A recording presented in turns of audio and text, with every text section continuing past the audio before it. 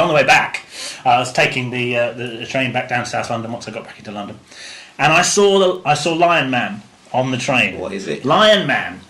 On certain overground trains, it's sort of sets of 2 seats, but on a couple of carriages they have long kind of bench seats facing each other, looking in, like you get on underground trains. And he was there, Lion Man. This was kind of late on. If he become mentally ill, he was sort of man. Lion Man is an invisible. I called him Lion Man. Imaginary friend. I called him Lion Man. This is how he looked. Hello, Andrew. He was spread out. He was a man, and he was spread out on one of these bench seats, looking like he was the king of the world. Right? It was the end of a really lovely sunny day. It was still light outside. He had obviously been somewhere sunny. He looked all tanned. Right? He was wearing those kind of long shorts below the knee.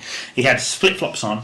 He had a vest, and he was tanned, and he had white dreadlocks. Right? He was a white man, but he was beautifully tanned. He had a little kind of bleached white beard on the end of his chin, and a little bit under his lip. You know that place where the cool surfer type people had. And he was spread out. You know how some people sit on the train, especially in this country, all kind of, I don't want to take up too much space because I'm English. That's how I sit. He had his legs wide apart, sitting back. He had his arms kind of stretched right out over the back of the seats, and he was just glad to be alive, and he thought that we should all be glad to be in his aura. And he had this girl literally clinging to him, right? She had little kind of shorts on, she had long bronze legs, she had a little vest top. He must have been, I would say, in his 30s. He wasn't like a child, but he had this youthful glow about him. And this woman was literally clinging to him. He had one arm around her, and he was just squeezing her.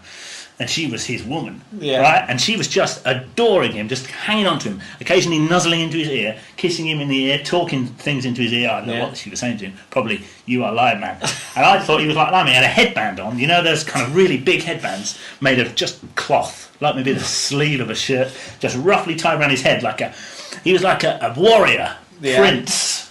And he pushed all his white dreadlocks back, and he was just sitting there like that, going, "Life is sweet because I am Lion Man." And she was clinging to him and going, "You are Lion Man, and I will be with you forever because I love you so much. I don't care if anybody sees me. I'm going to nuzzle right into your ear right now for the whole of this journey. I don't even know where they got off this train. It was beyond where I got off." And I just looked at him. I thought, I will never be him. Most people will never be him. No, people won't be him. There are certain people. No, I don't really. I don't think I could handle it. I don't think I'd handle people. You want to leave your life, that much self-love. He had self-love.